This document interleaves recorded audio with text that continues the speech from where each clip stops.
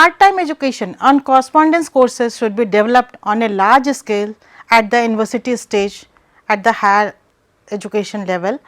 Teachers and students should be actively involved in organizing literacy campaigns, especially as part of the social and national service programs.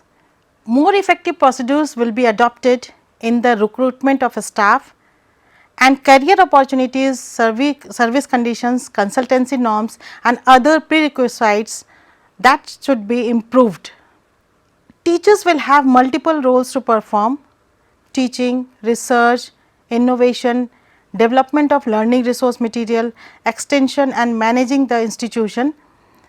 Initial and in-service training will be made mandatory for faculty members and adequate training reserves will be provided.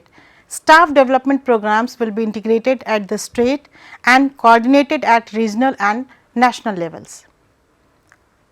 The curricula of technical and management programs will be targeted on current as well as projected needs of industry or user systems in higher education.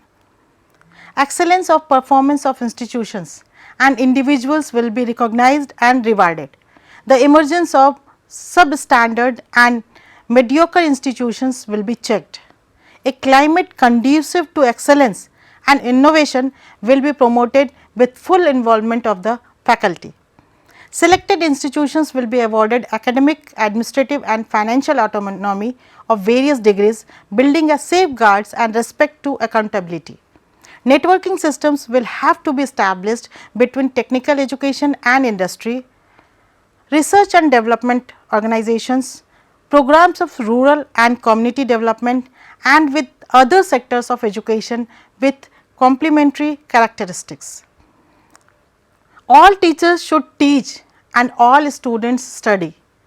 The strategy in this behalf, it consists of better deal to teachers with greater accountability, provision of improved student services and insistence on observance of acceptable norms of behavior, provision of better facilities to institutions and creation of a system of performance appraisal of institutions according to standards and norms set by the national or state levels. It is stressed on the reorienting the content and process of education in the light of cultural perspective. The existing scheme between the formal system of education and the country's rich and varied cultural traditions need to be bridged. Deculturalization, dehumanization and alienation must be avoided at all cost. Education can and must bring about the fine synthesis between change oriented technologies and the country's continuity of cultural tradition. The curricula and processes of education will be enriched by cultural content in as many manifestations as possible. Students will be enabled to develop sensitivity to beauty, harmony and refinement. Resource persons in the community, irrespective of their formal educational qualification, will be invited to contribute in the cultural enrichment of education.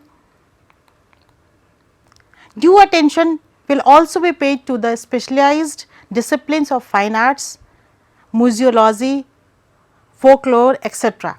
Teaching, training and research in these disciplines will be strengthened so as to replenish specialized manpower in these areas in the field of higher education.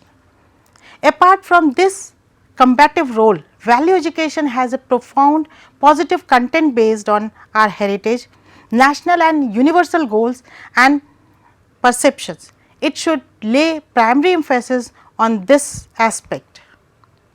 Educational technology will be employed in the spread of useful information, the training and retraining of the teachers to improve quality, sharpen awareness of art and culture, inculcate abiding values, etc., both in the formal and non-formal sectors. Radio and TV programs which clearly militate against proper educational objectives will be prevented. Steps will be taken to discourage such trends in films and other media also.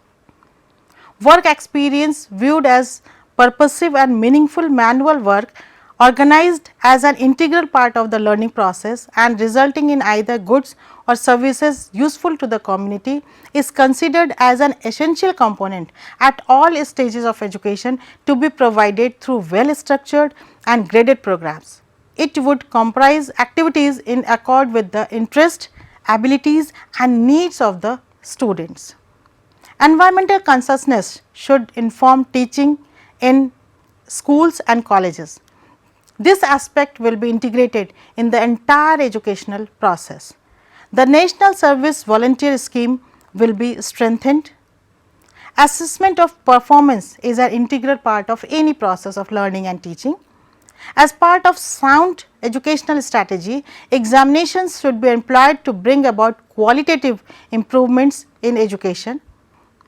To ensure a method of assessment that is a valid and reliable measures of student development, the elimination of excessive element of chance and subjectivity, the de-emphasis on memorization, continuous and comprehensive evaluation that incorporates both scholastic and non-scholastic aspects of education spread over the total span of instructional time, and effective use of the evaluation process by teachers, students as well as the parents, introduction of change in instructional material and methodology, introduction of the semester system and the use of grades in place of marks, all these have been emphasized in this policy.